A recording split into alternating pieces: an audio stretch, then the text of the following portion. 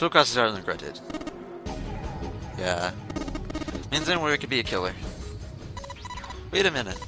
What are you talking about? June seems shocked. How do you say one of us is a killer so casually? Not just one of us. If I'm right, then at least two of us are murderers. Why don't you calm down a bit, Seven? What are you going to gain by being so suspicious? That's what Zero wants, you know. What Zero wants? Exactly. This game was set up by Zero, wasn't it? The game has a winner and a loser. Whoever makes it through door 9 is a winner, and those who don't are the losers. Zero's making a fight against one another for that victory.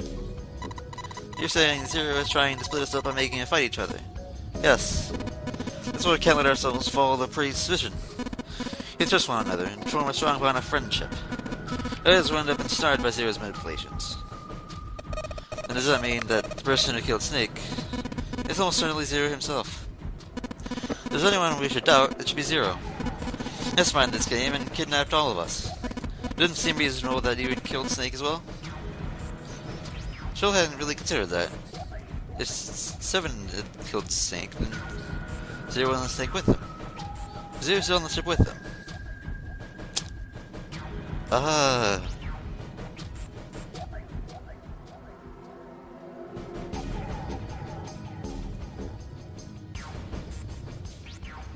I'm not sure. I don't think he is, but maybe. He wasn't sure. Hey, I'm just wondering about one thing. What's that? Maybe be a source of the Zeros on the ship. His eyebrows shot up. Hey, Chappelle, I confess, I'm a little disappointed. Usually rather sharp. Isn't obvious? Obvious? How so? This ship. Huh? You said this ship several times when you addressed us. I'm Zero, the captain of this ship. The purpose of this game is simple. Leave this ship alive. As you give no that survives, this ship is began to sink. If he weren't here, he wouldn't say this ship, would he? He's saying something like that ship, or the ship. Oh. Yeah, I guess that makes sense. It doesn't say any perfect sense. Chappelle found a little foolish that he hadn't seen it himself. Still, he's left with the question, it was no one of small importance. If he was on the ship, where is he? Suddenly everyone went very quiet. Time was cold and clammy, and Chappelle felt it flying down his back and across his throat.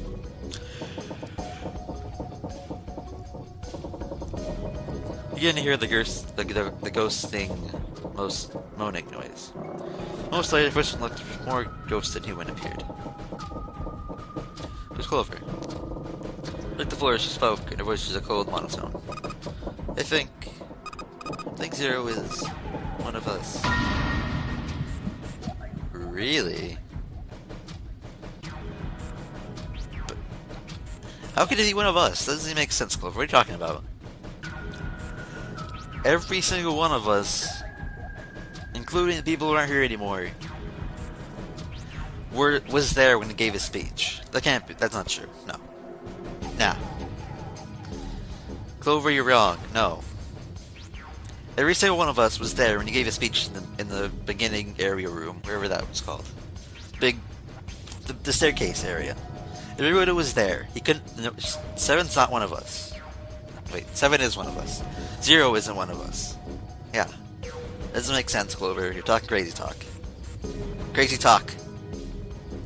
Everybody in the room froze. Only sound was the muffled rustling of breath. Eyes out for face to face. You know the face of the jailer. But who? Chappelle said... That's crazy. That's crazy. Isn't the ship gonna sink in a few hours? If Zero was here with us, he'd be putting himself in danger. Why the hell would he do something like that? There's no motive. Clover looked at Chappelle and her face fell. You don't believe me? Her eyes were so pitiful. Chappelle's mouth, and he felt his heart tighten. He didn't think what he said was wrong, but perhaps the way he said it had been. He became too extinct, insensitive. Clover just lost her brother. His death would have been bad enough, but he also seen the blasted wreck of his body. Chappelle barely knew him, and the sight has been enough to make him sick. Clover had felt he couldn't begin to imagine. And just like she must be in, it was understandable she might look at all those around her with suspicion. So everyone was against her. At least Capel could try to understand what she was feeling. Well, ashamed of what he said. Perhaps he thought, maybe I should apologize. But I apologized again. We'll understand what you're feeling. You don't feel that you can trust any of us. It's being drilled a bunch. He spoke to Clover, his face was calm and friendly. But you have to understand. The more we distrust one another, the farther we fall into the true fool's trap. Zero was one of those that did horrible things to your brother. You want to let yourself be manipulated by someone who would do such a horrible thing? Clover didn't answer. She didn't even look at Ace. The whole time, her eyes were on Capel. You could feel Clover's eye boring into him. They're the color of a deep winter lake. There was no suspicion in them, only sadness. One of that horrible silence.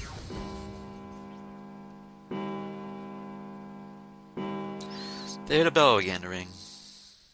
It was a clock on the central staircase. 3 in the morning. It means we have 3 hours left. We need to move, now. 7 and Clover. I know how you feel, but you just notice right now it is important we trust one another. Don't you? 7 and Clover remained silent. Their eyes were looking at something somewhere else, very far away. Let's go. I have very little time left. These words began to put their feet to moving. They all knew where they were going. The destination was Mercury. It was in front of the elevators next to the stairs that led to the casino and the kitchen. Wait, why are we going here? You have the card now, but why didn't we go to the doors? What's at the doors? I don't know what's at the doors. The doors! 3 doors down. It's a band, but you get what I mean, because there's been like 3 doors, and we like get one of them. Or something. I don't know. I don't know what's going with that. I stood in front of the elevators next that led to the casino and the stairs. The kitchen. Near the elevator was a card reader with the Mercury symbol engraved on it. Cheryl stood in front of it with the Mercury key card. He found the card while investigating the shower room. He took a deep breath and slid the card through the reader. Made a small peep, and the lights on the reader blinked to life. Now they were ready. 7 people and 3 in Japan climbed into the elevator. Yeah, I don't like that elevator. That looks... There's only 2 floor buttons that get pushed. C and bottom buttons. Rest were destroyed or did nothing but pushed. Jerome hit the bottom button. The door closed.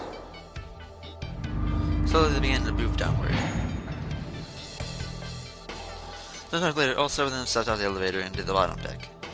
They stepped off and saw the hallway to the right ended somewhere between the 20 and 25 feet from them. The highway in front of them was a dead end. Beyond regular dead end. There's a 2. A numbered door. Yeah, it's door 2. Maybe they began to discuss who would go through it. The other experience had shown them what they would meet again, regardless of the number they took. As a result, there is no arguments this time. Instead, they concerned themselves with who would be sent in to investigate what was beyond the door. The first volunteer was 7.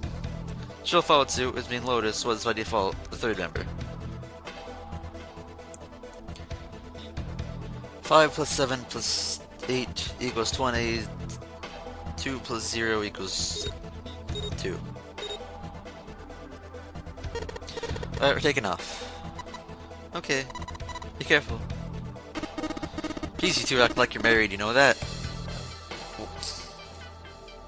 Can't really play me, 7. Seriously. We could all die here. I want my last hours to be good. And not horrible. You get that?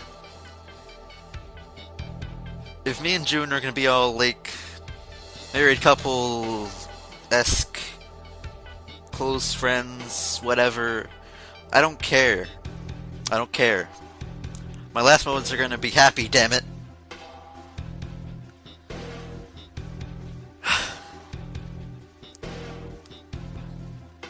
June blushed. So did Japel. I don't care what you say, 7. I'm gonna act however I want. I wanna be happy, damn it. I don't care.